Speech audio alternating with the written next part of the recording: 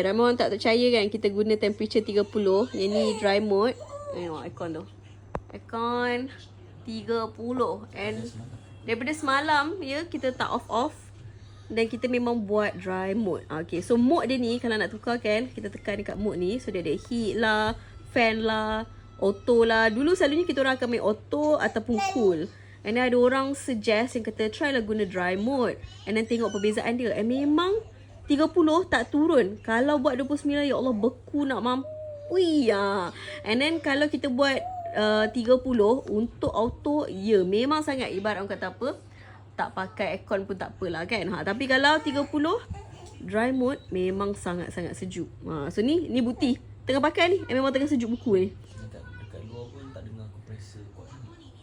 And dekat luar pun tak dengar langsung bunyi kompresor. Macam ibarat kompresor senyap je.